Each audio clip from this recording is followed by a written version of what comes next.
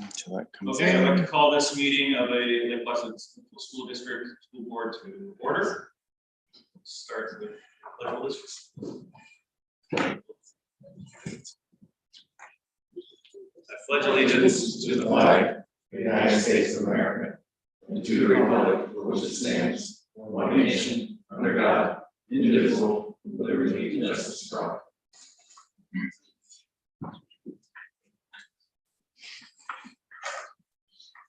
Okay, the first item of business, consent agenda, recommended action, approve the items below which are included in the consent agenda.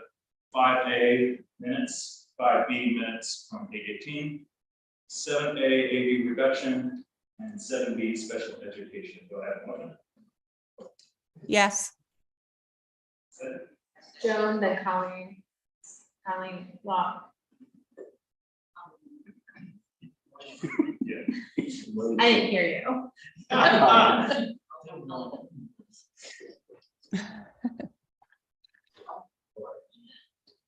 Okay, so it's a vote. It's ready. Oh, no, it's not. It's ready.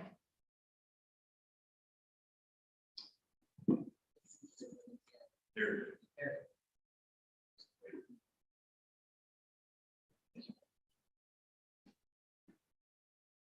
I guess I'll just say yes.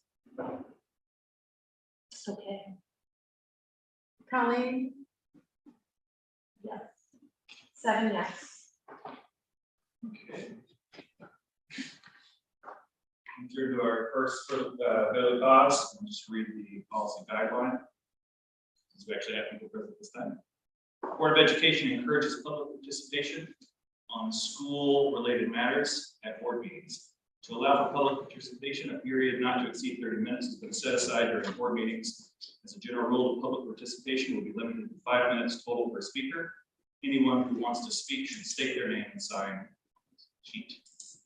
Guidelines are: remarks should be discussed district policies or issues. The board cannot permit in public session discussion which directly or indirectly portrays a specific individual in a negative light. If a member of the public has a concern related to a specific employed by the district, such complaints should be provided to the district in the manner outlined in policy 1400. All speakers should conduct themselves in a civil, respectful manner. Remarks and questions should be addressed to the board president. Questions and/or concerns will be addressed openly in as timely manner as possible in the most appropriate manner. The president is responsible for the orderly conduct of the meeting, and the president has the right to discontinue any presentation which violates these guidelines. We have first any emails. We do not have it. Anyone speak now if they so choose? I'd like to. Okay, thank you. I think I know almost everyone here. I'll speak loudly so they can hear me at home. I'm Julie Lawrence. My son has been in the middle school for 2 years. He came in right in the middle of the pandemic, unfortunately.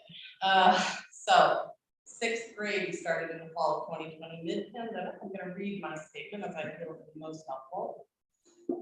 And middle school students spent that year primarily in a single classroom while their teachers rotated. It was not a normal school year, so it was not possible to get a true impression of how the school was run. During the past year, a much clearer, very concerning picture formed. My specific concerns and our family's experience with the discipline of the middle school is not something that needs to be discussed here for your policy. I will say that I immediately addressed it with the staff and administration and am now submitting a formal complaint to the superintendent. I also taught my son how to speak up and address any adult that attempts to bully him, and told my son that he just had to get through 1 more year. Personally, I did not want to bring this to the board, but over and over, as I spoke to other parents, teachers, students about how kids are treated in the middle school, I was told it's so much better in high school. Just wait till he's in high school. How sad that participation in public education in this community has come down to getting through. If you're looking for evidence about how middle school students are treated, look no further than the 8th grade moving up ceremony this past week, right in this room. My jaw hit the floor, quite frankly, as each student walked across the stage and stood next to the screen. The student's picture and some personal quotes were shown. The most common answer to the question, what are you most looking forward to in high school? Freedom. The middle school students have almost no autonomy. They must attend school whether they want to or not, no matter their mood, appearance, struggles with friends, struggles with work, their mental health, their family issues. They are handed a schedule with the only choice being what foreign language they take. They cannot go to the bathroom on their own schedule. They cannot eat on their own schedule. They are told when they must be seated, when they must stand, where they must be, who's in charge of them, when to arrive, when to leave, what to wear, who they can talk to, when they can talk, what they're allowed to say. The list goes on and on. They are monitored constantly, both by teachers and administration in the hallways, along with cameras that record their every movement. It is a joke among students that when administration is not actively stalking them in the hallways, they are hunched around a screen reviewing security footage of their behavior. Shame, embarrassment, threats, and intimidation are regular disciplinary tactics. The very clear message and goal is that more control and discipline will improve student behavior, no matter how it affects students' well-being. These are 10 to 14-year-old children. They are not adults. Developmentally, they simply are not built for many of the systems in which they find themselves. I regularly have hordes of 13-year-old boys in my house. How do they spend their time when they are together?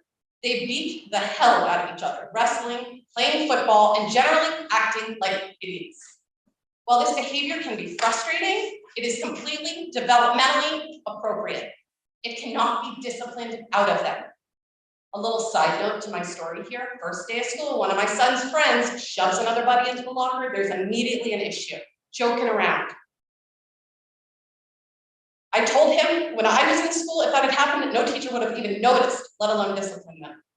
Times have changed. These boys might have been allowed to work it out on their own back at some point, not anymore. The administration's time seems to be very consumed with discipline. In fact, in 2 years, there has not been one single contact from them regarding my son's academics. He is a straight A student, bored out of his mind. How will this work now with even less administration? Advanced classes for 6th and 7th graders were eliminated several years ago, leaving many students bored and then disruptive in class. We were finally notified this summer via letter that an advanced math and science is in place for 8th graders. I strongly recommend it be reinstated for 6th and 7th graders as well. Further, I am also concerned for the staff. Running into a friend who teaches in the high school last spring, I shared my concerns about how the kids get disciplined. The response, I'm not surprised, but the middle school staff are treated the same way. As I reached out for more input from teachers and staff, I heard the same story. I have heard from individuals at many levels within the school that they are not treated as equals or with respect, but rather are dictated to. Reminder, most of the school staff have master's or higher level degrees. Collaboration between staff and administration around curriculum can only result in better outcomes for the students. Additionally, not a single staff member that I have spoken to feels safe to come forward and report their concerns. I am a community member and I have nothing invested in this. I don't have a job here. I have a son here who will stand up for himself, and I am shaking as I say this to you with anger and frustration and, quite frankly, intimidation. And it's frustrating to me that none of you feel they can come forward and I need to do it for them. They fear retribution, they fear for their jobs, they fear for the well-being of their children, many of whom attend late class in schools. Parents are telling me the same thing, but they don't want to speak up for fear that their kids will be targeted in return. So here I am expressing their concerns and taking a first step in addressing this problem out loud. As a board, it is my hope that you will discuss this information and maybe consider and investigate why no one feels comfortable speaking up. What steps can both the board and administration take to get a clearer picture of the climate in our middle school? Do safe paths exist for students, staff, and parents to speak up? If not, can we create some? The good news is there are free solutions to some of these issues. How we treat others costs nothing. A welcoming reading in the morning, building relationships between staff and students, discipline that is helpful and potentially even restorative without shame, intimidation, and bullying would go a long way. I am happy that we have a new dean of students with fresh eyes and hopefully strategies to improve disciplinary standards. Further, I am requesting that the high school student council be expanded to include 6th, 7th, and 8th graders. Students need a voice and the ability to advocate for themselves. It is my understanding that a new strategic plan is in the works for our district. I have offered to serve on any committees involving disciplinary policies and student and staff rights. Reading through the policies around these issues, it is clear that updates are desperately needed. You are encountering a very new generation of children and parents. It is time new policies are crafted and implemented. In the meantime, addressing the current climate in middle school is essential. And to be clear, I'm not asking for doing these words, but I am asking that you take the time to hear what I'm saying and think about it separately and come to some conclusions. Thank you very much. Is there anyone else? Yes.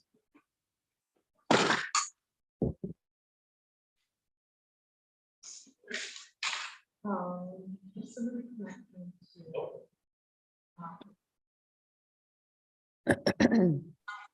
interested in speaking.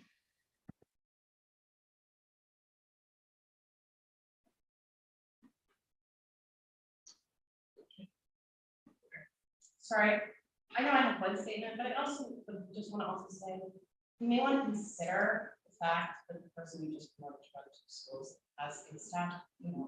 We won't be discussing any particular step. Okay, well, you may need to clarify to your staff, many of them are concerned about what the policies are about. Many of you obviously are, you know, there's overlap. There are a lot of concerns being addressed about that. Thank you. Okay. Moving on to strategic plan phase 1 presentation. All right, just give me a moment and I will share the screen. I still remember how to do that. It's been a little while. Colleen, can you see this orange box here? All right, great. I'm just gonna move this.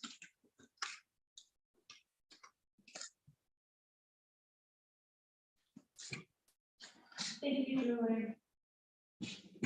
Okay. All right, so after almost 7 months of organization, planning, and collaboration with parent input, student input, staff input, phase 1 of the Lake Placid Central School District 5-year strategic plan is complete. And the first thing that I will draw the board's attention to is that 3 words that are going to permeate this presentation, but hopefully will be an ethos for the district for years to come, is the words united, engaged, and empowered. Really just a feeling amongst all of our participants and our core team that this is the vision we hope to bring to fruition in Lake Placid Central School. So on that note, just going to move this to the side. Put the other little boxes at the top of those. This guy here, Yep. and I can minimize. All right, perfect. Can I? Should be. Those are the options for different. I'm just gonna, There. awesome. Okay, thank you so much. So just to acknowledge our core team members briefly, as I said, a really great cross section of people. Sarah Allen, Tammy Casey, Amanda Cash, Keith Clark, Sonia Franklin, Mindy Godot, and Mark Galvin representing parent community interests. Amy Kramer, Teresa Lindsay, Caleb Myhill, our student rep, myself and Martha in her role as board representative, Amy Spicer, Dana Wood, and Jonathan Wright. So thank you to all of the core team members who participated today. So when we think about our vision statement, what I am presenting to you and proposing on behalf of the core team this evening is that we revise, or in this case, actually, the board in the next meeting formally adopts a vision statement. And a vision statement is a manifestation of the future that we hope for. So our hope is that Lake Placid Central School is united, engaged, and empowered. But there's also our mission statement. And the mission is what we do day in and day out in the service of our students and our community. And the core team, after several sessions, created the following draft mission statement for your consideration. The Lake Placid Central School community is united in educating and supporting students to be engaged and empowered throughout their personal journeys. As we worked as a group, we established some core beliefs that are going to guide the process into the next stage. And once again, those core beliefs were centered around those three values of being united, engaged, and empowered. So when we talk about our core beliefs as a community in a school, we believe in honoring our past while embracing our future and in respecting each individual's unique voice. When we talk about engagement, we believe in being respectful, collaborative, and accepting, and in fostering a student-centered environment with a well-rounded, challenging education. When we speak about empowerment, we believe in developing character, resilience, responsibility, and compassion, and in supporting each individual's unique journey towards personal fulfillment. We have several parameters for the future that are going to guide the work of the strategic plan into the next phase. These are sort of like the guidelines or guardrails, if you will, whereby when we have a series of task forces working on the focus areas for the district, these are the parameters and rules that they will follow to ensure that the gravity of the work continues in the manner in which it's been done. Some of those, just to highlight, are that careful consideration will be taken before adding, eliminating, or revising a program or service without thoughtful analysis. Another is that we have a bias towards action. Amongst the group, we felt that in our effort to achieve the vision of being united, engaged, and empowered, that we needed to make active steps and progress towards achieving that goal by trying collaborative processes to get us there. Another popular one was that we respect differences of opinion, but that mistakes are part of the process. We want to be able to try things that are going to be best for our students. And then the final piece here with regards to phase one of the strategic plan has to do with this year. If we look at the 10,000-foot view of the blueprint that the strategic plan is intended to provide for us, that blueprint is really designed to start in September of next year. So it's a 5-year plan, 2023 to 2028. And the best strategic plans are measurable. That means that the goals are anchored in some understanding of where we are, our baselines, and then we set targets that we can measure to see if we've achieved the goals that we have. We're in the process of trying several different initiatives in this district this year. We have our department leader initiative that's going to increase collaboration. We have the creation of the district and building leadership teams. And we want to utilize those organizations to get baselines that speak to the goals that are informed by the staff and students who reside within our building. So for this year, the 4 intents that the core team brought up that we wish to have as focus areas for the district are, first and foremost, school community connections. Certainly the board is well aware of this because the community schools launch is something that falls very close to school and community connections. We want to increase our communication with families, increase opportunities for families to come into our buildings, and increase opportunities for our students to go out into the community. So when we talk about school community connections, those are some of the things we're going to be trying to do. When we talk about the next intent to strengthen is organizational structure. And that's the notion that we would like to build layers of leadership within the district. So our district and building leadership teams, allowing them to operate and come to fruition this year. And then also being very analytical about our usage of staff in relation to what we offer to students and the level of efficiency that we will continue to provide for residents of North Elba, Wilmington, and Placid. The third area of focus is student experience and student voice.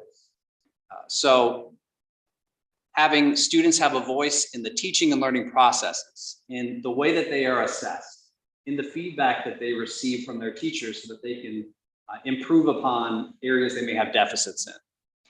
Utilizing data so that we can allow families and students to pinpoint opportunities for growth at home when they're working.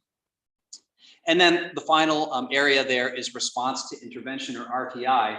And those are all of the different programs we have in the school day to try and raise the game of students who may need some additional support. And the final focus area that we are proposing is staff and student wellness with a focus on diversity, equity, and inclusion.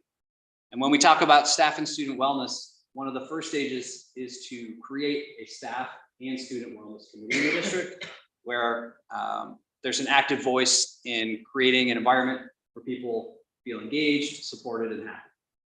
So these are the proposed 4 areas of focus for us this year, with the hope of, at the end of the school year, having some baseline targets to put in place for 5 goals from there. So when we think about what some next action steps could be with regards to this process, the first would be that the board would discuss the work that has happened to date at this meeting and give any dialogue or suggestions for revisions. And otherwise, once the board felt comfortable with the work of the core committee's revisions to the mission statement, adoption of a vision statement, and the focus areas for the year, that our following meeting on September 20th, a recommended action for the board would be to approve those so that we could kind of shout to the rafters to the community and the school what we're doing and start putting some of our actions in place for the coming year. From that point, we would then form 4 different task forces, once again comprised of a series of staff, student, and community members. Those 4 task forces would focus on our strategic intents. So one would be involved with how do we increase school community connection? How do we have more shared leadership in our facilities? How do we better the student experience and embed student voice?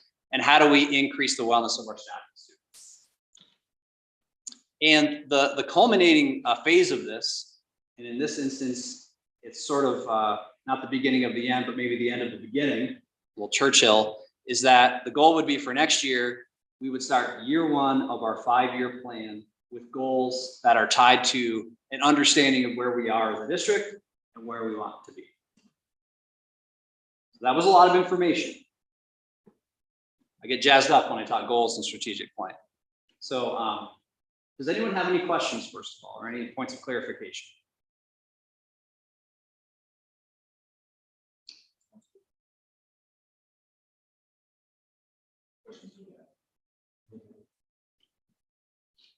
Are you feeling the love for United, Engaged, and Empowered? It's good. Thanks, Tim. Thank you, Connie.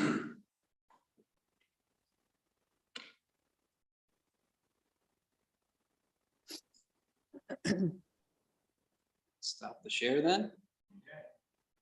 We're ready for the operations board. If you're done. I'm done. And thank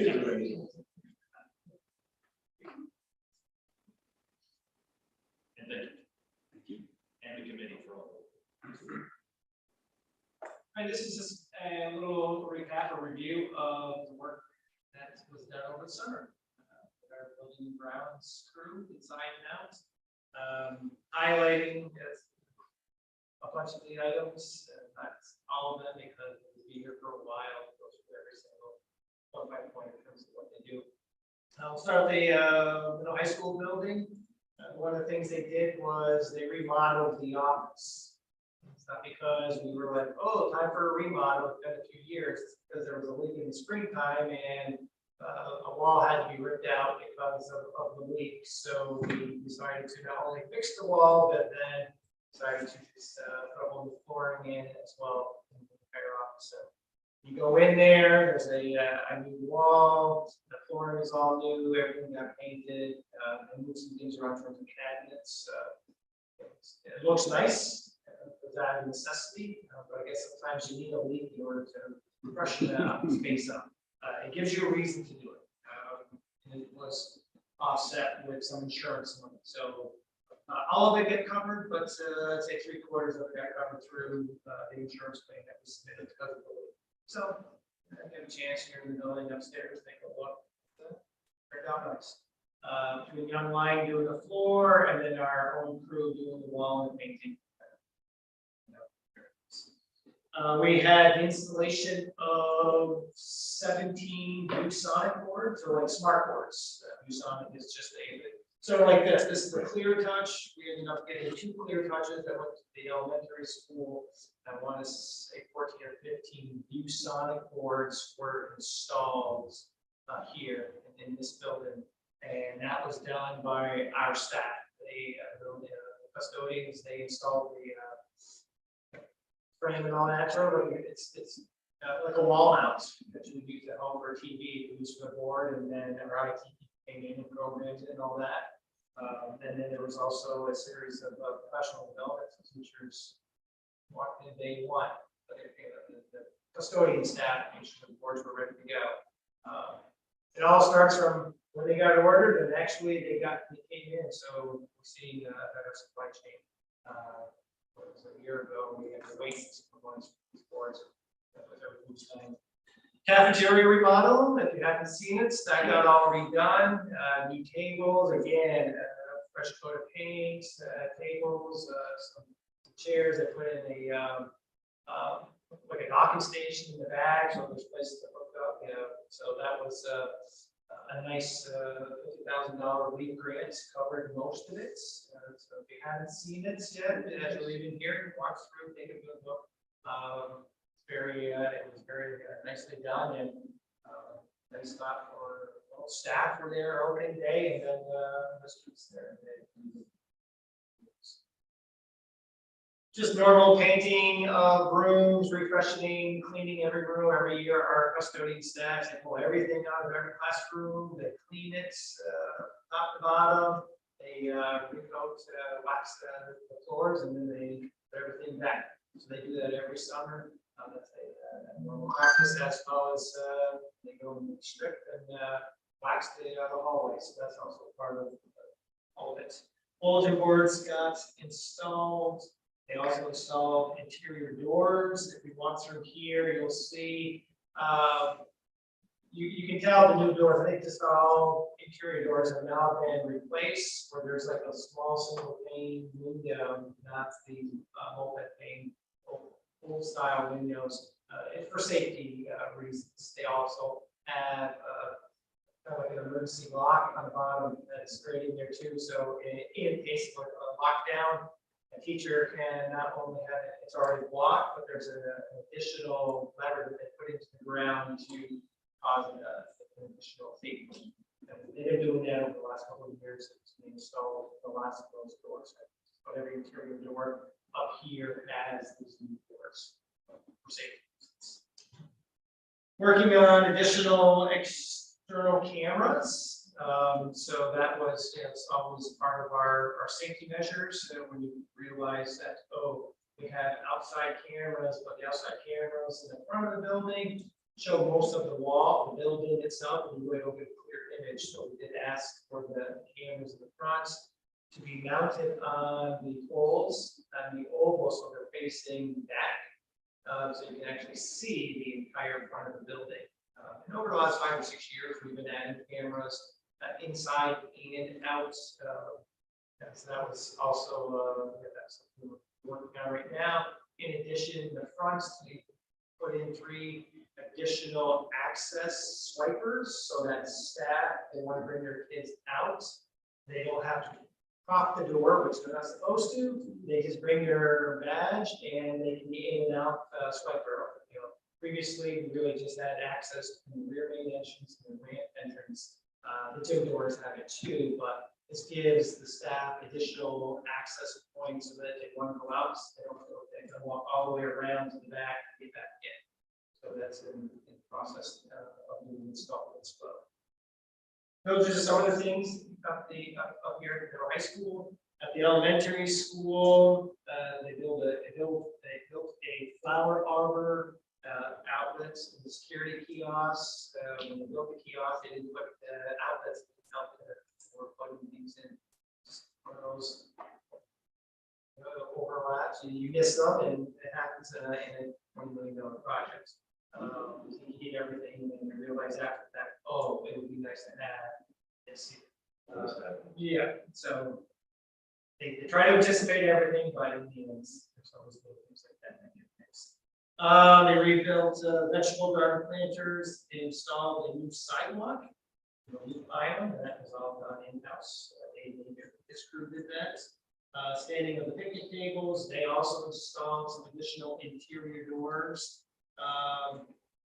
They put in 2 windows in 2 different rooms, fixed some plaster walls, painted classrooms, hallways. They do the same thing down there. They pull everything out, they clean the rooms, put everything back in.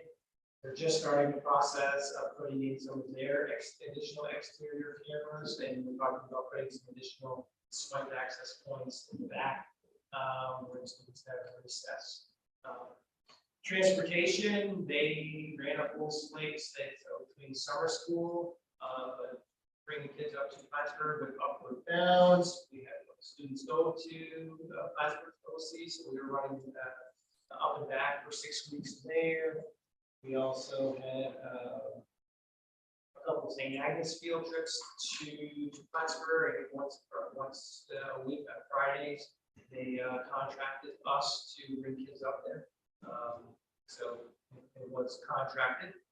So they were invoiced, and it is their private, private summer group, not the school. So it's been top of the last few years in terms of that. So we started to do it in the outside organization. We do trucks and for anything, North Country Schools, white base. You'd be amazed, maybe not, that's we get calls repeatedly without asking for our transportation. Usually I get 1 call every month about wanting to use the bus for a wedding in reception. Yeah, I think we're one of the few districts that actually rent out our transportation services to organizations. But we do draw the line with weddings receptions. For liability purposes. No, and disco balls. I have to consider Oh, all here. the age. Yeah, that's right. Maintaining the fields, we had lacrosse there at the beginning of August. So they convert our fields into 5 lacrosse fields. We have soccer games as well, and just to get them back up, ready for fall sports. They always do a nice job maintaining the oval.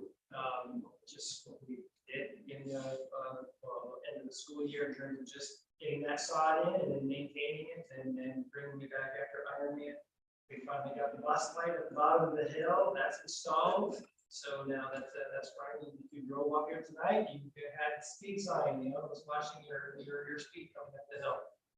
We're still in the process of programming it so that it will come on district for buses. So people driving through know that's not to come up the hill. Buses are. That's kind of what they did. They were quite busy from the day after school ended right up until the day before school started, getting buildings ready for school year. That's everything. Questions? Do you guys see any concerns looming in the near future that is there any, generators or furnaces keeping you up at night? I had a quote for a $100,000 generator here. Yeah. I'm waiting to hear back in terms of if the company is a state contract or bidding it out. We just finally got our quote signed and sent back to Derek for the network wiring that we talked about a couple months ago. So that is starting to move forward. The E-rate funding has come through.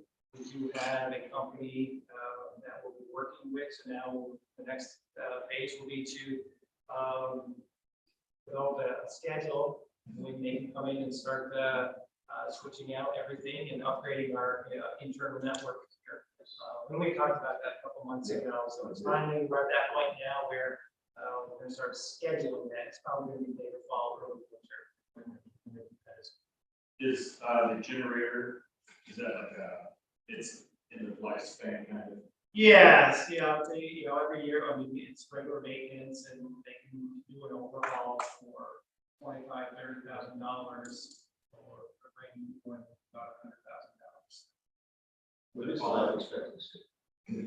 I think they say anywhere from 15 to 20, and I think we're in that realm. I think we probably had it put in the last capital projects. So Would that fall under our new, that's what I'm thinking, yes, Yeah, capital we call or repair reserve. Yeah, repair. So, when we get to that point, and we have kind of more of understanding, got our quotes and all that, as to where we move forward, then that would be brought to you guys, so that the public hearing can happen before proceeding with that. I'd rather replace it before it. Right. That's true. Than, excellent, thank you very much. Brings us to the superintendent's report. This is the last report, so clear. Well, we could add another. I'm just okay. All right, that's good. We had a great kickoff for the school year. So it's always a good sign when a large moose is in the proximity of students. And, that was the case with our elementary open house. So Mac the Moose, the official mascot of the World University Games, came to our cafeteria at the elementary school. As part of our launch of our community schools program, Keith Clark in his new role as coordinator worked with the Friends Group, the Adirondack Sports Council, in the after school program to put on a really great opening for our elementary kids. All K through 5 students received a very nice high quality water bottle, and there were several tables full of stickers that the students could adorn their water bottle with, and the action was palpable. You were there, Doug. It was a scene. So in that sense, it was in that sense, it was great. I think it made me very excited for some of the programs that I know we're going to be able to conduct with the World University Games, but also just having a dedicated community schools coordinator. So it's really great. Our staff opening was a great success as well. Thank you to our board president, Daniel Cash, for addressing the staff on opening day. The theme throughout our discussion was how do we engage our students at a higher level? How do we bring new ideas to the fore and embrace them collaboratively so that there's a buzz in our buildings and that people want to be here? And I think I felt that buzz from the onset of the launch of the first opening days with staff. And I think this is going to be a great year for the district. In addition to the launch of the community schools program, looking forward, I know there was some coverage in the news about it, but we're also very excited about the developments with the enrichment program we're doing for K through 8 students at St. Agnes and LPCSD the week of January 16th to 20th. So each of those days, participating students, over 300 are eligible for free. Each day they'll gain premier access to one of the events. They'll have some sort of enrichment or physical activity in one of our regional attractions. And then there'll be some sort of educational programming located at the elementary school. So when life gives you lemons, make delicious lemonade. And the week of the 16th and 20th is, you should set up a stand because we're in good shape right now. We have other opportunities of late that the district is working closely with the numerous community entities to try and make the school more of a hub in the community. Two of those opportunities involve our relationship with ORDA and our relationship with the destination management process going out in the town of North Elba. On the ORDA side of the house, the Olympic Center has a new GM, Chad Cassidy, and Keith Clark and I had an opportunity to sit down with Mr. Cassidy, and we discussed at length our common views on ways to encourage greater partnership amongst our shared institutions to allow our students to have greater opportunities. So really excited to have that kind of commitment and communication so early in his tenure. With regards to the destination management plan, many of the local agencies and municipalities in North Elba have gathered to create a core group to, over the next several years, identify ways that our community can be sustainable and attractive to those with a community sentiment. So the The task force has some pretty lofty and expansive goals from addressing the housing shortage crisis, but also being more strategic in how we're training our workforce for the workforce of tomorrow to make our community more sustainable. So I'm very pleased to be a part of those processes because we want to prepare our students for the jobs of tomorrow, not the jobs of today. So to have a seat at that table feels very fulfilling. Speaking of the jobs of tomorrow, we have 2 new programs we're launching this year that are going to yield tremendous benefits for our students. The first is our STREAM program for students in grades 9 through 10. And this is essentially a preparatory program for students that embeds hands-on learning throughout the day. There's more tech shop time. There's time at the Uline campus for hands-on science. There are business components built into it, but the underlying goal of the STREAM program is to take students that are very likely going to go into the trades when they're in grade 11 and 12 and give them a taste of that earlier. We know that not all students do best in a classroom, or that which is taught in the classroom will correlate to some of the professions that are needed in our community. So we're excited to launch the STREAM program this year, provide something different for our CTE bound students in preparation for that. The other program is our WOODS program. And this is something that has tremendous capacity and opportunity for the district. The goal of the WOODS program in year 1 is to bring 50 8th through 12th grade students into the woods for 3 nights and 4 days for survival skills and for wilderness therapy, and essentially to take advantage of the vast resource that surrounds us, but that many of us do not avail ourselves to. And so we've been in close communication with the Lake Placid Outing Club, and we see this program as something that the Outing Club can collaborate with and be a feeder program for. But when we manifest to our future, our goal is in the years to come, that part of attending school at Lake Placid Central means that every student has an opportunity to be in the Adirondack Park and learn these skills. So year 1 is our introduction to that. There is a tract of land near Anchayota under the ownership of Paul Smith University. And we have worked with the Woods programming director to launch this program with the first group of students going in November. Excited. Really, really excited about that development. Other ways that we're moving the ball forward on community partnerships, our after school program, which is a nonprofit run by a board separate from the school, but is housed at the elementary school. Recently, we were able to grant this group unfettered access to our gymnasium, which afforded them the opportunity to enroll 15 additional students from working families into the after school program. And so now we have over 60 students that receive childcare through this program past 5 o'clock at night. Previously, it was around 40 students. And our community school coordinator is working with different museums and art societies and enrichment opportunities to infuse this program, which before was just housed at the district, now to infuse it with enrichment where we can co-create some of the opportunities for the students. So it's pretty exciting to start to see the walls come down between school and community a little more already. So that's very promising. Moving on, we have several things to look forward to in the near term. The middle high school is planning their open house, which will have free pizza. I repeat, free pizza for students, staff, and families on September 15th from 6 to 7:30. We have some other exciting dates to look forward to. On the 13th of September, there is a meeting for all parents of students in grades 8 through 9 who will be going on the Washington, D.C. trip, thanks to the generosity of the Lucy family.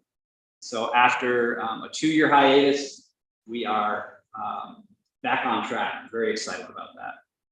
On September 23rd, we have a half day for students for staff development. October 2nd through 5th, the grade 8 and 9 DC trip will take place. And then October 24th, school picture day. So lots of exciting things there. And last but not least, on the athletic front, tonight is a great day for Lake Placid CSD. It's our first day of competition.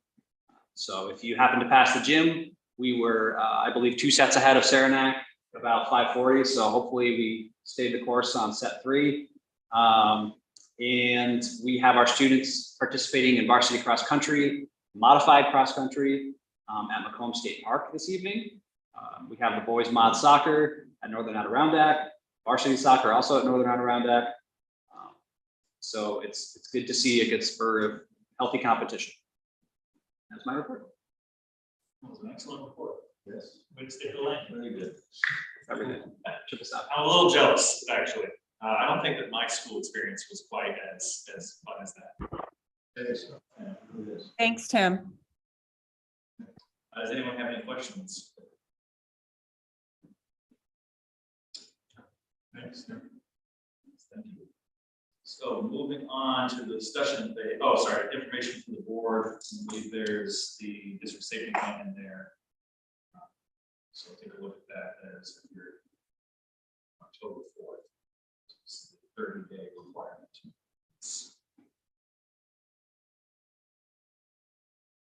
All right, now moving on for a discussion. So can I bring up NISBA real quick? Sure. So we approved 4 people to go to NISBA and the convention in Syracuse in October, and nobody said they wanted to go. I'm just throwing it out there. If you're interested, let me know. I can sign you up. Right. I'm interested. You should. We'll send you by proxy. All right, so discussion on the board goals and objectives. I saw a lot of people, we had a lot of good comments in there.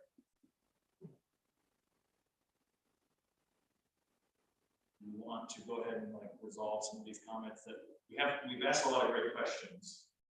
I just like to answer some of our questions. Are there any of those that you need clarity from me on? I don't think so. I think it's, shall we just go through? Is that what this is for? Yeah, because like the next board meeting, we're supposed to have. Think about it. All right, sounds good. Does everybody have access to the Google out there? Yes, indeed. Great. Well, we can just resolve.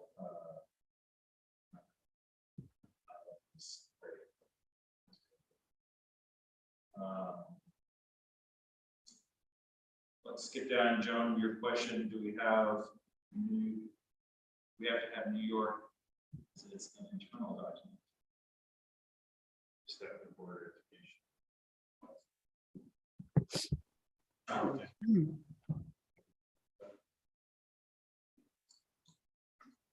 Done.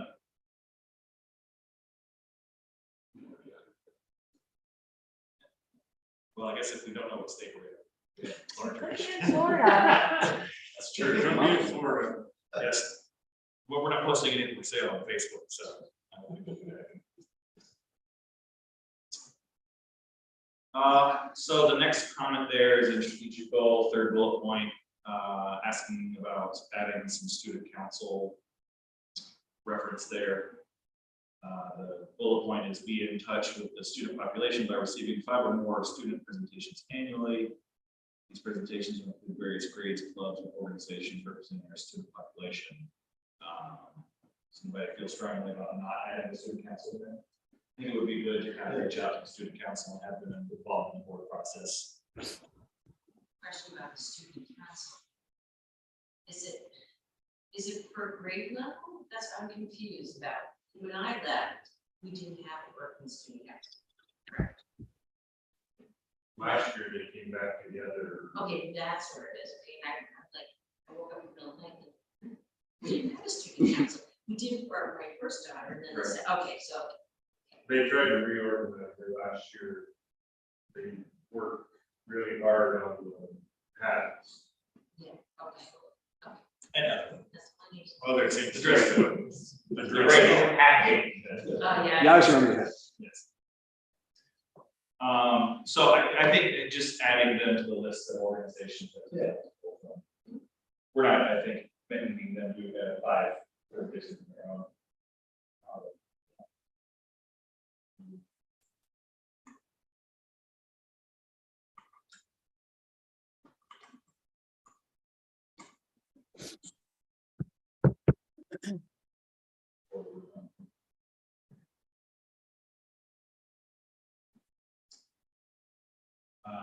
And then we have Joan's comment. Would you like to strike that? It's just confusing. for me.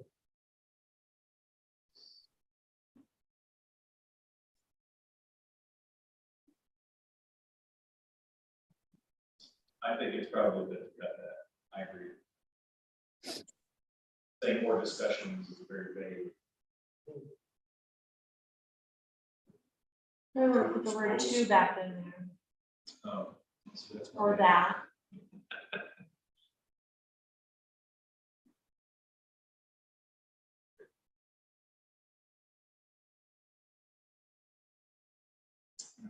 Next one. This one had a deadline of April 2022. So we either need to keep it and change the deadline here, or Well, is Danny gonna get this? Because we don't have any. Yes, we did. We do have a food We service just have director. a food service director. Cool. Hopefully they'll make it so bad. For now. 2 last year. Yeah. Hopefully we still won. So we just want to update that to 2023. Sure. And do you want to put assigned to food service director? And then it would default to Dana.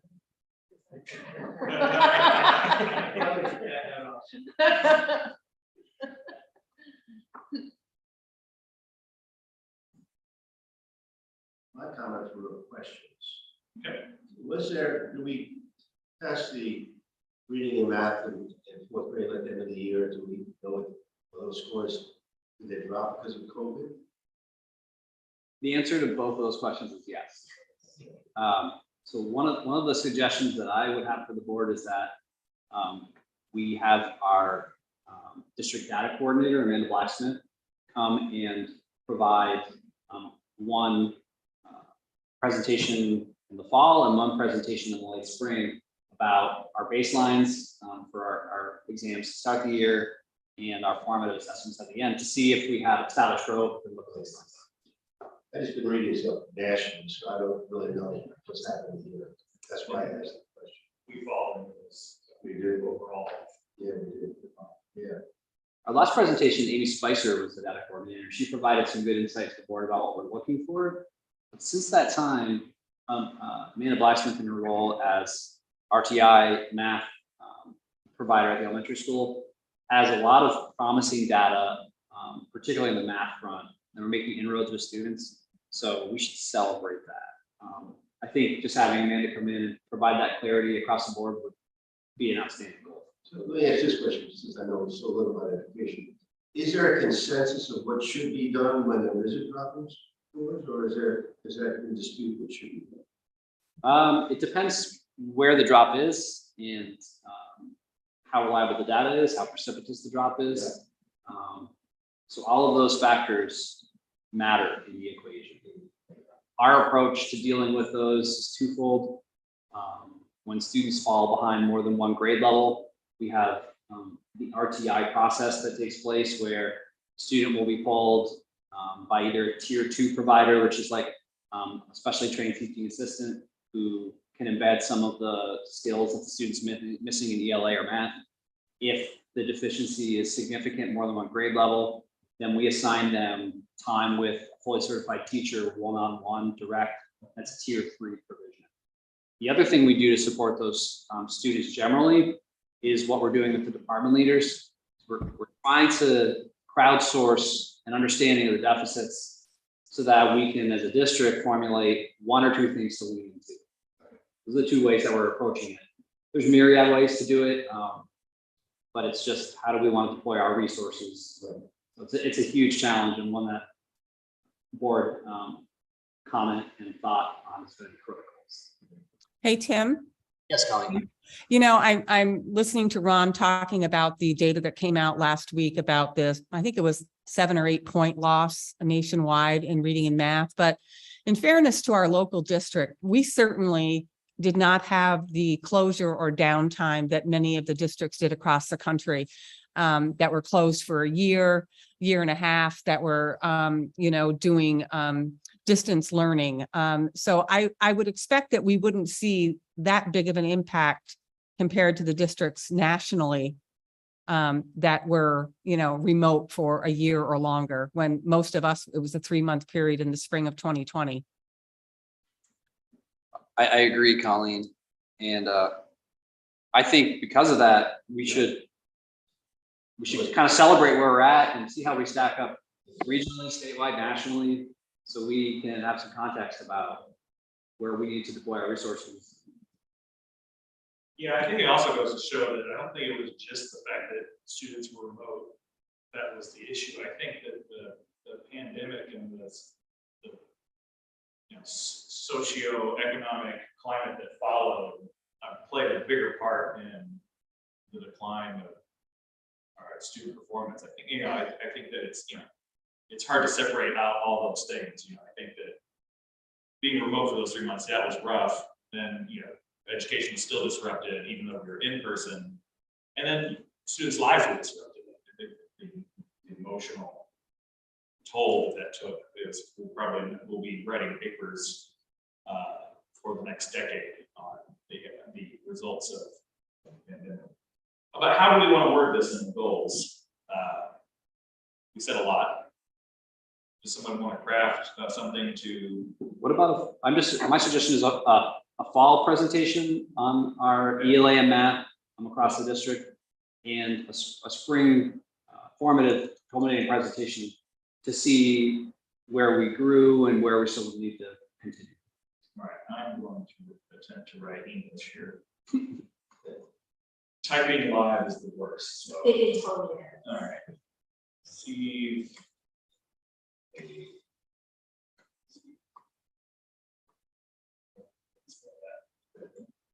That's good. Works on how do we want to phrase that? Student data regarding math in ELA.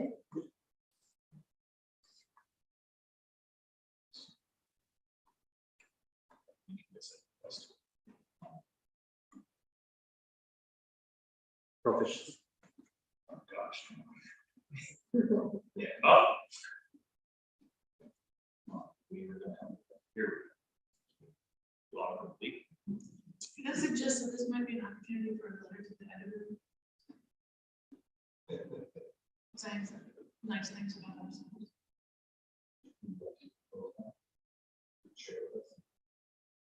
Would I?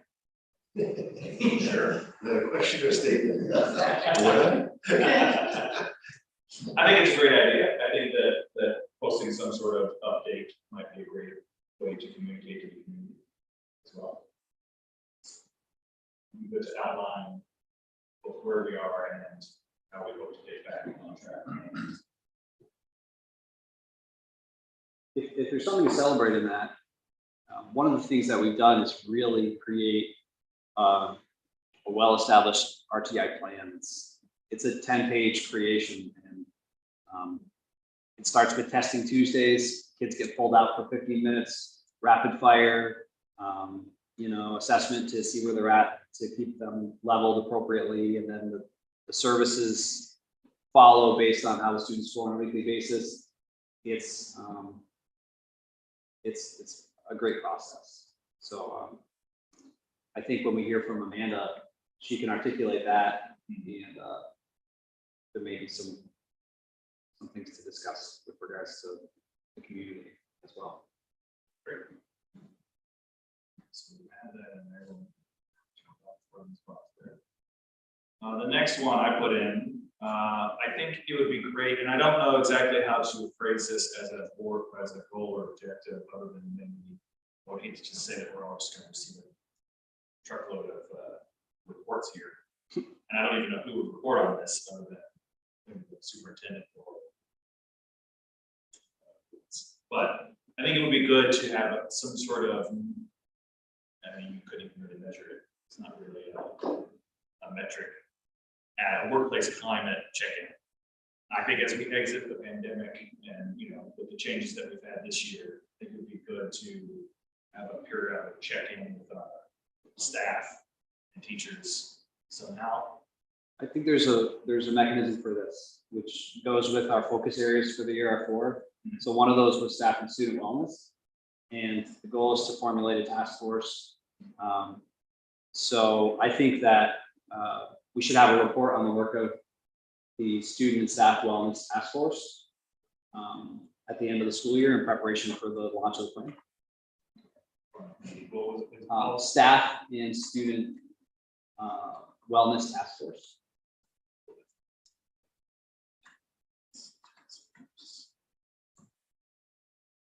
Did I put a time on that? End of the year? By June 2023.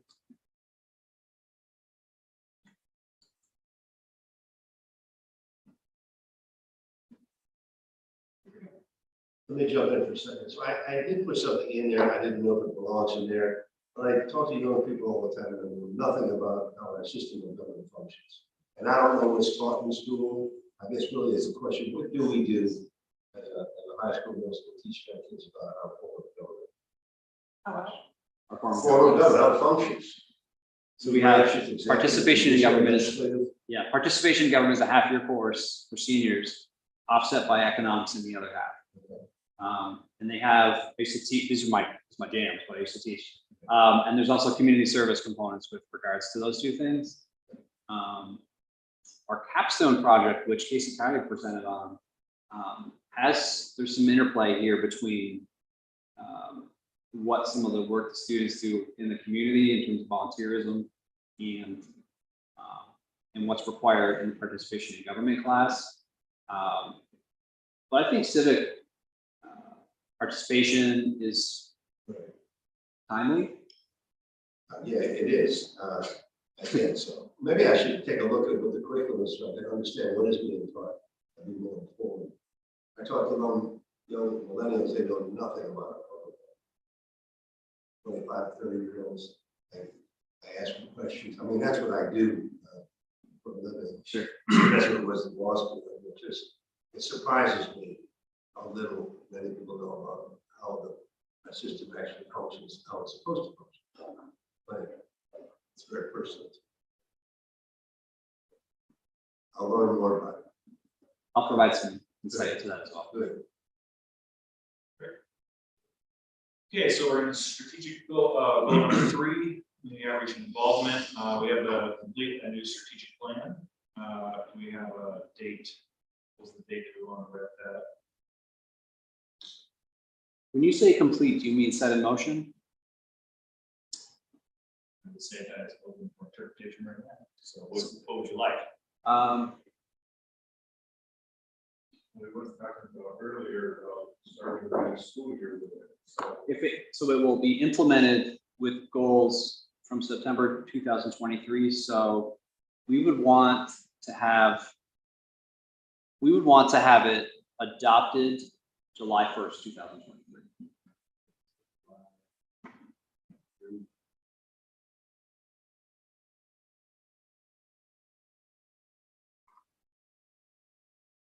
And I might change the word complete to implement. Or adopt, maybe adopt. I would say so. Adopt.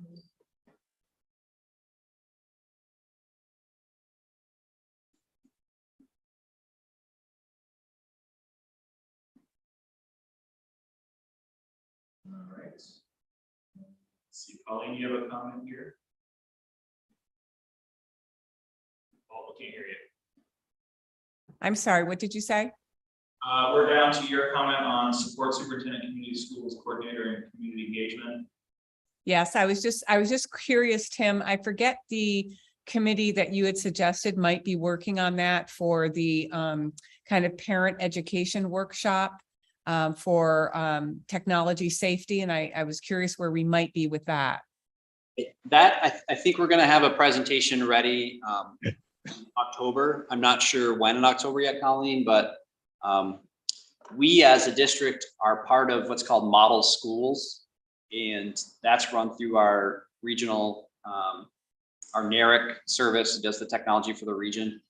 And, they are presently creating a series of, mini lessons for families so that we can push those out simultaneously to when we do something in person. So if people can't come, that they'll know, like, how do you secure your, your data? How do you secure your students, and maintain their privacy settings? Plus, how do you interface with all the different technology of the district? So I think that's coming along well. And I'm going to say around mid-October, we should have something where people will be coming into the building to receive a presentation about that. No, that's wonderful, Tim. I really appreciate your efforts. I think it's really important. There's so many ways that we need to protect our students, and keeping them safe in technology is certainly at the top of the list. So thank you. We don't need to change anything to that objective for you, Colleen? No, Dan, that's fine. I appreciate it. I think that sounds good. If anybody else wants to tailor it a little, feel free. Okay. We had some changes here. But if everybody's good. Oh, dashboard, Martha. That was my idea way back when, and I'm not sure if it's worthwhile, and maybe it doesn't. At the same time, It is on the new website. on the new website. The dashboard is up there. Cool. So then I think we can They actually need to be updated, because you talked, before about doing it quarterly. We may have to go back to that, but the dashboard is on the website. Where is it?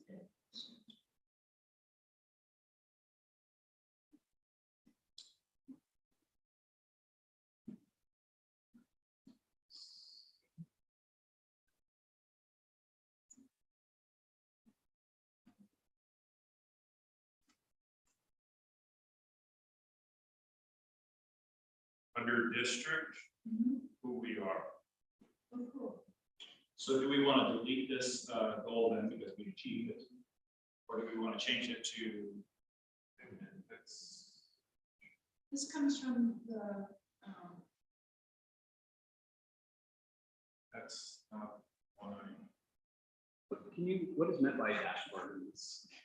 what are the key performance indicators that we need as a board of education to know that we're on? Some of them are financial, some of them have to do with enrollment. Are there certain trends that that's what I was getting. Awesome, okay. I know if you go to superintendent's page, I did embed the 5 or 6 goals that I presented to the board last time, but the beauty of this website is that it's pretty malleable. So if we want to have some clarity on specific measures to show growth in the district, I think that's probably something that could fall well under the Board of Education tab. In addition to some current pictures. Current pictures. School board. So I guess I'll come back around to my question. Do we need to remove this goal because of the Let's just achievement? take it out.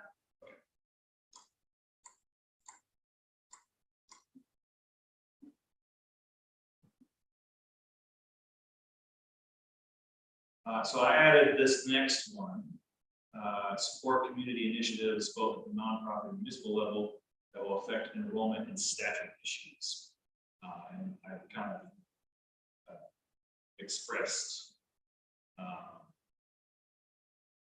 Jones, how is it? Yes, I think that's a great.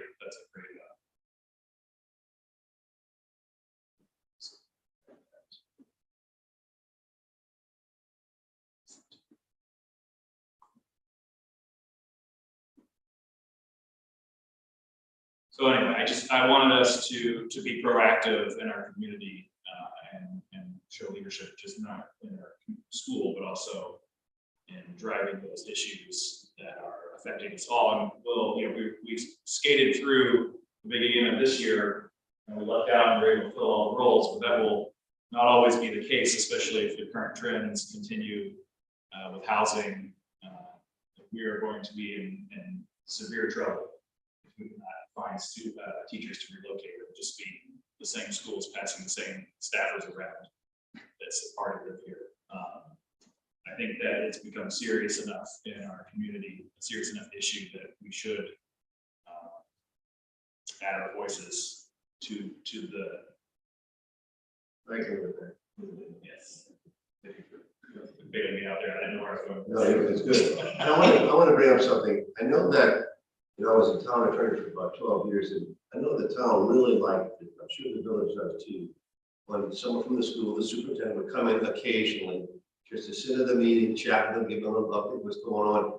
And that's a rapport that I know when it happened seldom in the past, when it did happen, the councilman and the supervisor liked it a great deal. I'm sure that the mayor and the village board would also. I know it's a lot of work, but occasionally it might be something to do. I think it's great. Yeah, it's a good thing. Just move our meeting into there. Yeah, we could do that. Just add it back.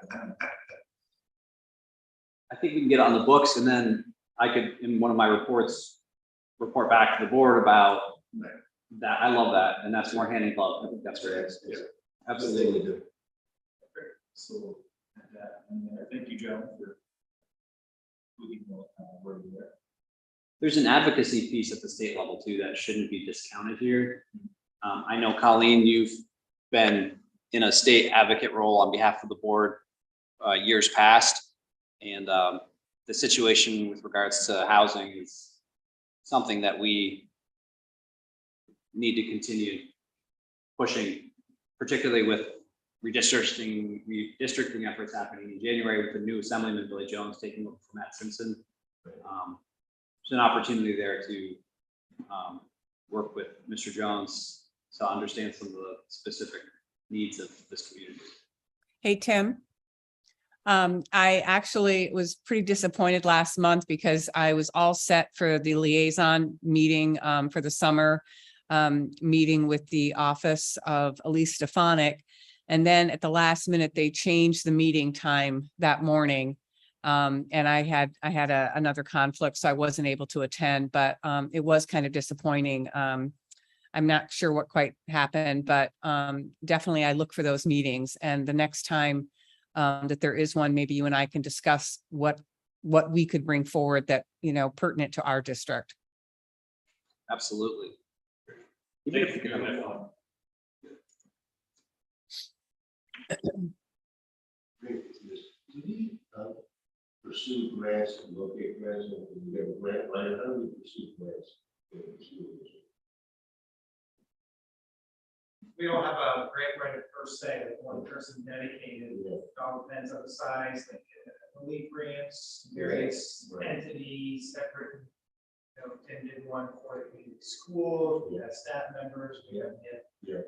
the opportunity funds that was started a few years ago. Yeah, I know that the town began capitalizing on the name of our community with politicians. And there's money out there. I don't know if there are schools also, but there's a lot of grants available, and knowing that they exist and trying to go after them, it might be something to think about. I don't know. Housing for- Housing, thinking housing in particular. Yeah, just recently, a Yeah. school in California that has housing for Yeah. their educators. Yeah, I Their think educators was trying to figure out how to, that would be interesting. it would be very Apartments interesting. and condominiums that are within I read the same reasonable article. prices on that, Yeah, right? the same Yeah. article. Yeah. It would be delightful to have someone apply for positions. Oh, by the way, we have housing. That would be amazing. And it probably is within reach, it's probably doable. All right, so that brings us down to strategic goal number 4, leadership. We have a date change there.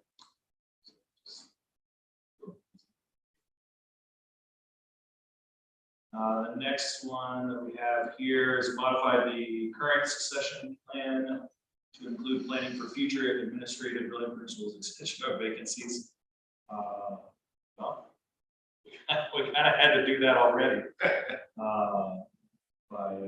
Yeah, expectedly. So I guess my question is that still needed? Probably get rid of that one. I would think so.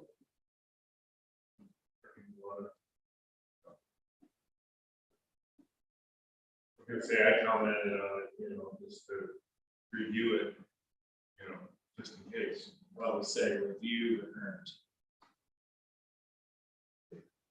One of the areas that's an opportunity is to start those conversations with some of our in-house teachers, staff that are exceptional and that show promise, and to have a deep bench for whatever comes our way. That's something I know I've discussed with the administrative team.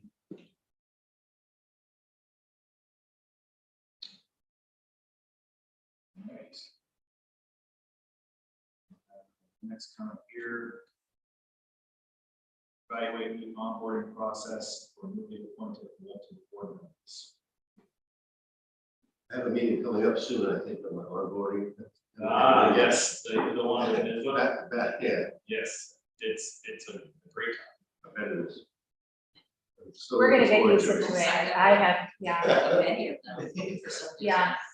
I don't know if she thought that when I said you needed to do the second one virtual, that you can't just do one portion of it virtual. Oh. Then you have to do, but you have to, but I think if you're doing it virtual, if you're doing one part of it virtual, you have to do all of them virtual. There's not like the one-offs. See, they used to do, they changed it so much that it's confusing. Like they only offered like one part in Latham, but they didn't offer the other part. And you have to have both. And So I I, signed up for Latham in person and when, and the rest virtual. right.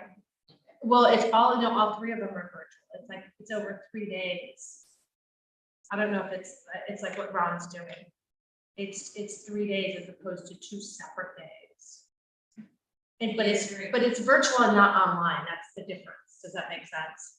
Like what Joni did was like a program online that she went through on her own. Whereas the virtual is there's somebody actually presenting on the 3 days, but there's 3 days. I'm planning on going next week. But that, I was planning on going to Latham this week. It's wonderful. yeah, I know. I mean, I think you can still go. Tim is on vacation until tomorrow. And every time I call her, I can't talk to her. And every time she calls me, it's on my lunchtime. You know, so I'm gonna email her and I'm gonna give her my district cell phone number and ask her to please call me on that. I plan on going, Colleen, though. I mean, Yeah, I think Can't you get a imagine lot out of turning- being in person. You know, yeah, I did take out new. If they want to get like one. The teen ads. Let's see, conduct an annual board self-evaluation. We have, it's just, are we going to use Super Bowl? I think the answer to that is yes. are we going Yes. to? For the board self-evaluation, we never, that was in information for the board. It's a new, it's an additional program. It's not Tim's evaluation. I'd like to.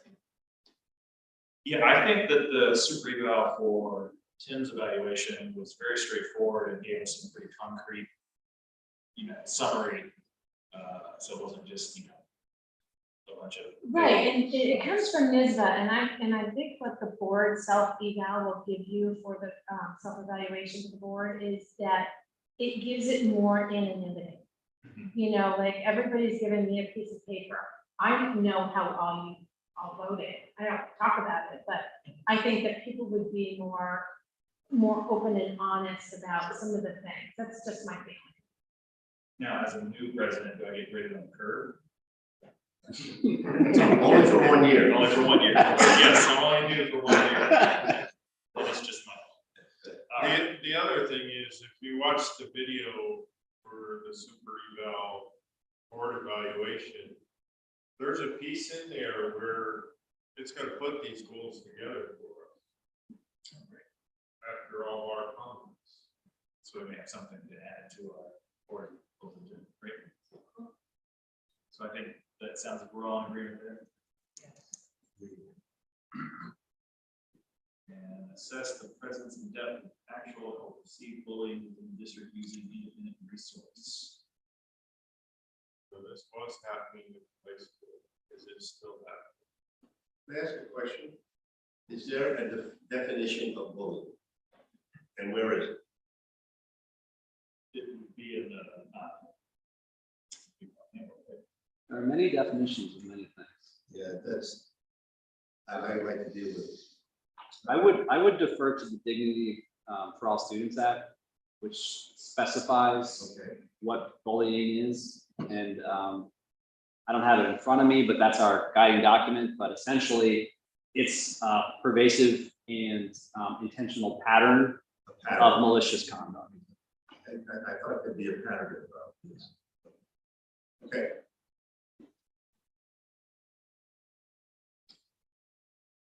so I guess the answer to your question, Dan, is yes, it's still ongoing. Yeah. I don't. Keep it. Well, I think we had this, you were referring to that consultant. The consultant was in here, Yes. yeah. I do not believe. Oh, the independent resource. Yeah, Rose. well, Rose, Rose did a she did like a study, we did study bring on in it, but there was another consultant that was in here reviewing. Was that Tara? Yes, that's right, Tara. Yes. So is that still happening? It is. I'm No, I don't believe it happened last year. No, It was right, sort of like she the end came of in. Roger's tenure, you know, he kind of did that spring, and then she provided some information, and I think that's where it stops. So how would the independent resource assess? Do they interview people? Yeah. They have student surveys. Yeah. survey. Just sat and talked to people and all Okay. that, and came to that, we kind of observed. Yeah, observed. Interactions in the classroom. Right, Stuff so like that. for this goal, because that was to assess that one time through an independent contractor, we completed this one, so we can remove that.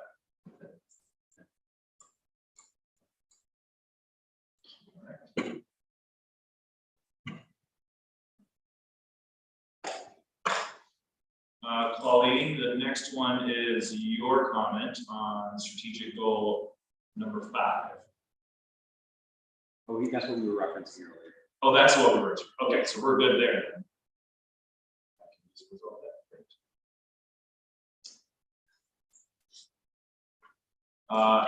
My suggestion here for this next one under finance was just to change it to current tax cap, so we don't keep changing the number. Everyone's okay with that? Like that.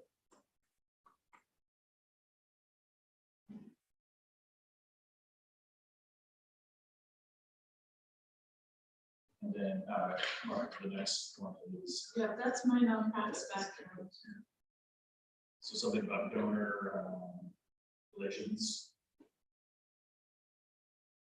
I don't know if it's relevant here. I don't know if it's part of the school culture or any.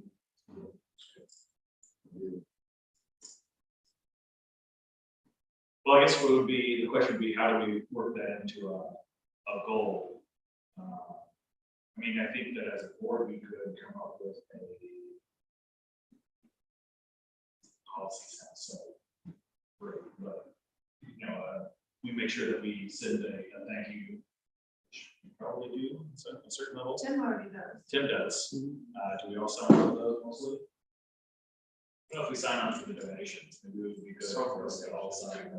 So a while ago, they used to do like a quarterly letter to the editor or something, article in the paper. Do you remember that? It was like each, like different people would write for the Adirondack, the Thursday paper Friday. And it would be about a school topic of some sort. I know Rick has written a couple of them, Roger wrote one. Do you know what I'm talking about, Daniel? We had, yeah, administrators. Yeah, just trying to get, some like, to chat with the schools do. So maybe it would be good to say.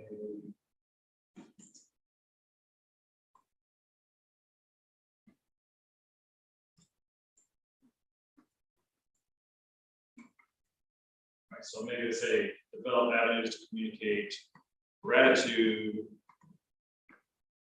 for Generosity and generosity of donors. regional partners. That scratches my itch. All right. Now you just have to keep us on task. So. Mhm. And then I just have a starting comment about the gates. Still I've chosen the diamond. It's fine. That's a measurable goal. It is a measurable goal. Maybe it's not a great goal, but start small. That'll be my new president goal. Next year. All right, well, thank you everyone for your input. I think that in my brief experience here on the board, the goals and objectives, we may all disagree on the details, but I think that when we all agree on what our principles are and what we stand on, it makes decisions a lot easier. Because we have this to reference and to hash out. And I thank you for your work and input. And I look forward to checking more of these bosses off next year. As an old president, maybe. So Or former president, after, who knows? so next board meeting, we'll approve goals and objectives. Okay. And then, instead of putting, when he goes with agenda items up top, because we wouldn't have approved them yet, I'll just put it at the bottom for the next meeting, so maybe we can start to and then I'll put it back up. I do think we might want to look at moving that portion of the board meeting lower in the lineup too, because I think it would be good to, To do it like at the end of the meeting, Yes. as opposed to at the beginning. right. Perfect. If anyone has any input on that. I agree with that.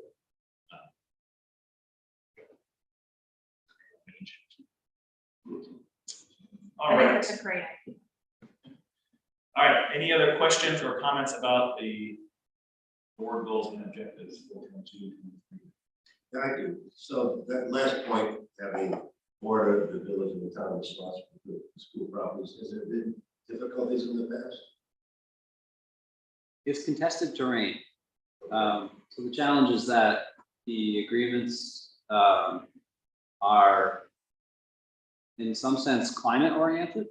So we have certain rights that the town does not when it's not snowing. And they have certain rights that they use to order in times when it is snowing. And then you add investment onto those properties into the millions of dollars and desire to protect those investments. So we have a recipe for. My observation from the other side, when I was town attorney, was there was a lack of communication. And I think that can be solved just by communication. Really. And it sounds like one of the reports earlier tonight, meeting with Cassidy, is a great step in that direction. I like that. That's all it takes.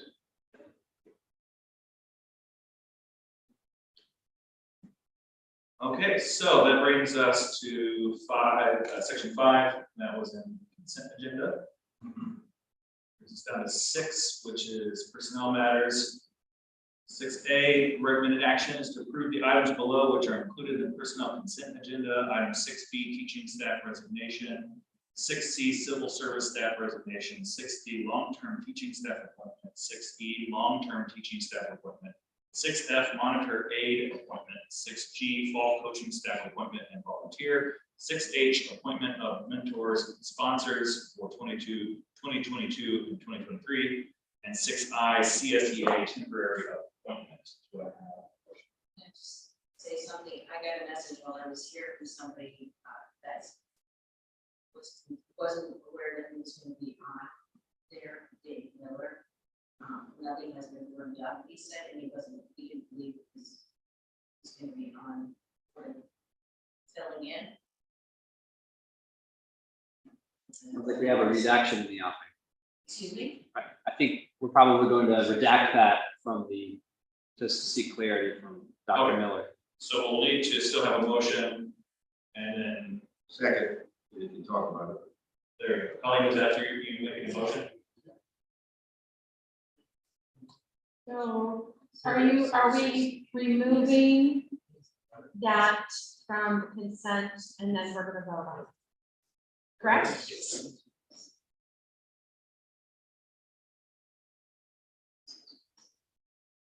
Technically, the motion and second was made, so that motion's on the floor. You can amend the motion on the floor by making another motion to amend. And with the redaction. Okay. But we have to remove that item from the consent. You can do that, but. So I see what you're saying. So under the consent agenda, there's the motion, and then you're going to add a motion, right? To remove. So add a 16. motion. You So, can make no, a it's gonna motion say to it's amend part an of- existing motion. Right, it's gonna be part of 6A. And it's going to be, motion to, okay, I see what it is. I've never done this, so we're gonna wing it. Is it to remove or table? No, we're gonna table it, we have to. No, remove- 6E, 6E has to be tabled. table. Okay, but we're removing, are we just tabling it? Just or we're- tabling that part of it, yes. What's that? The items, whatever the item. 6E. that's- 6E. That's tabled. Just that one. E, there. It's gonna be tabled. Motion to table. item 6.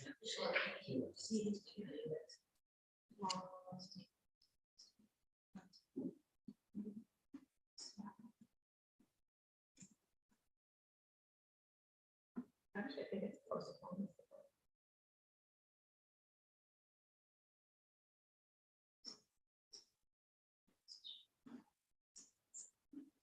Okay, so who wants to make that motion? Who wants to make the first? Motion to table it. I would. Dan. Second. Ron, second. Okay. Everyone's gonna vote on.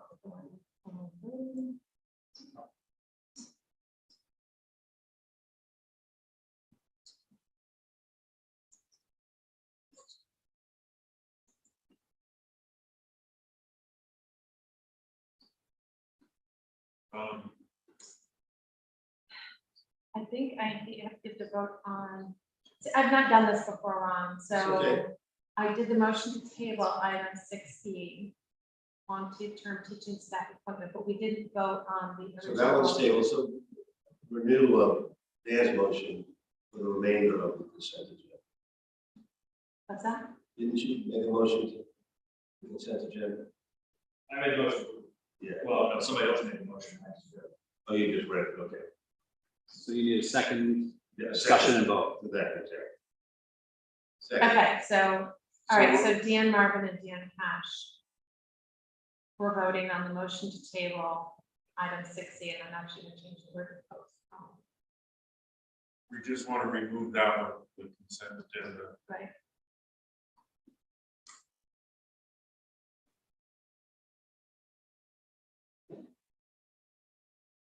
Wait. We're removing it from the consent agenda, and then we're gonna go The remainder. and then we're gonna table, Then we can and then table we're it. gonna, okay, I see what you're saying. Motion to, I'm sorry. No, that's No, it's fine. an unusual development. Oh, don't get started. No, that's. It was a ding on my phone.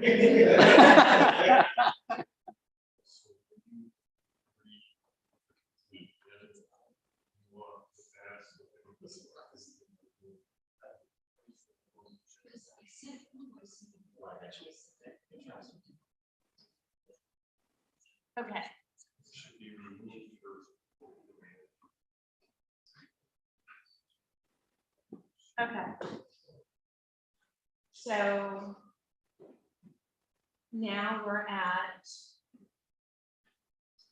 A, B, C, D, F, G, H, I. And so we go back to the motion and then just striking 6E. Because we did that, right? Correct? Yes, we pulled 6E out. So now the motion reads, I'm not gonna read, so it's to approve 6B, 6C, 6D, 6F, 6G, 6H, and 6I. Yes. So moved. There we go. We got it. And second, Second. Martha, David's gonna lock down over there.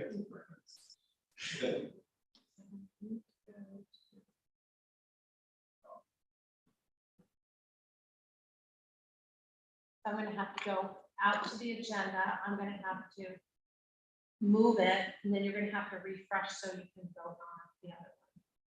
Does that make sense? You're doing great. Okay. But do we have to vote on it if, well, Well, somebody has to make a motion to table. we can make a motion Or to table it Postpone. or postpone. All right. Well, we got through that, right? Right, now I just have to go back. I need to check this. You will. 6E. And we'll make a motion to take postpone. So if you want to refresh.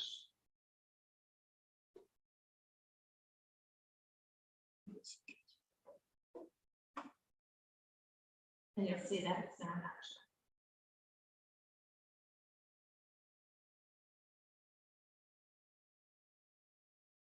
It's still 6. Yeah, it's still 6P. All right, ready? Okay, so, the recommended action upon recommendation, superintendent appoint David Miller as long-term school psychologist in the middle and high school, replacing Emily O'Connor, 2 days a week, beginning on or about October 4th, 2022 through January 2nd, 2023. Rate of pay will be at the daily sub rate for a retired teacher of $145 a day, based on the LEA salary agreement for the 2022-23 school year. I'll make a motion to postpone or table this. Until Second.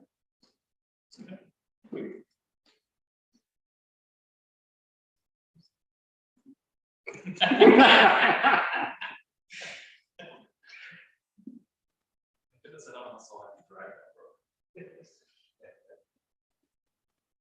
All right, so then we vote on Okay, that. hold on.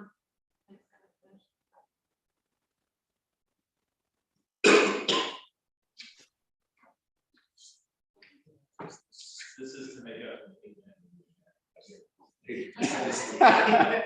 Well, it's Taking- this September. It's taking that 52-minute Okay, of that. and, Told me at 20 minutes. That's my stuff. All right, everyone please vote. Thank you, everyone. Thank you, Karen. Thank you, Ron. And thank you, Dave. And you still there? I passed that. All right, so that is 7 additional action items, both the AD reduction and special education were in the consent agenda. That brings us to the second for the good of the cause. Do we have any emails or new messages? I just want to make 2 comments. Regarding the ViewSonic monitors, when I was here for Locker Day, with my son John, who's a freshman, we were doing a dry run and of his class schedule. And when we visited one of the classrooms, the teacher kind of showed off her the ViewSonic monitor, but then expressed concern that she was not trained well. And she was nervous about using it in front of her class on the first day of school. And we joked about, I'll ask your students how to use it. Exactly.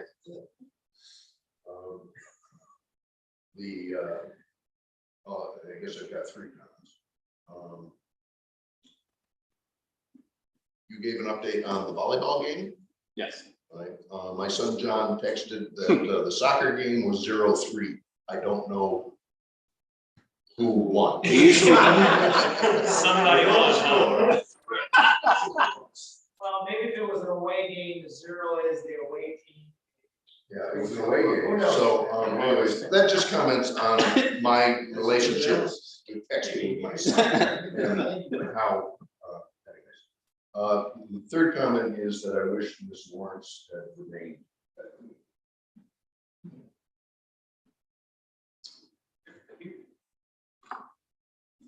All right, so that brings us to the adjournment phase of the meeting. Next date and location. See September 20th. to the 4th. Do you want to bring up changing meeting time? Oh, Changing changing. in too. Yeah. Sure. If it pleases, so pleases the board, I would like to, at least temporarily for the season, move back to the 6:30 time. My son's on the cross-country team and all the meets are on Tuesday nights, so I would like to attend a few more than if they're close by. If that works for everyone else, it would be great to move back to the 6:30 start time. For a little bit. I have no problem with that. So September 20th and October 4th. So it would be, just the I think for the next sports two, season. just the next two, the Yes. next three. Well, I guess that depends on how well it. And they probably go, You're just looking, Dan, just while your son's in cross country for the next probably month. Yeah, it's probably a month or two, I think. I want to say they run into October. His season was cut short last year, so. Okay. Figure, but I can, So for the rest, so can we just say for the rest of September and October? sure that. Would- If that. Thank you. And then also we should talk about resuming our Wilmington meetings. We want to make one of these meetings. So typically, we've slated October 4th to be in Wilmington. That's when I emailed Roy Holzer. So it's always on their availability also. So you can't have to choose. which Can't one. just show up. Usually the second and fourth meeting, they conflicts with something. So Okay. it's always the first one. All right. So are we clear then with Roy? Yeah, we're able to go down there. Great. I don't think we'll be bringing our one touch board. I'll have to figure out how to, I mean, we can go back to Zooming Sure. and just doing it on one. Sure, we can figure something out. But great, so October 4th will be in Wilmington at the town hall, correct? It's at the community center. The community. We'll see. All right, old agenda topics. Or new agenda topics.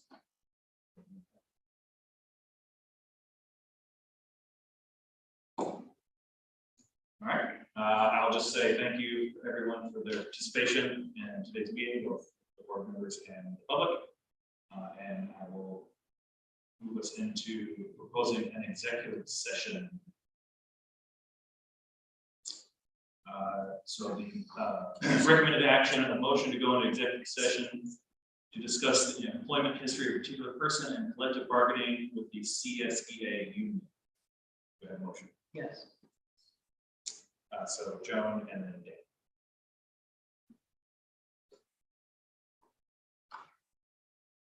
And the time is 7:44. Okay. You have those? I'm so waiting. Oh. Sorry. Karen, you've been a real trooper today. You really have. I just-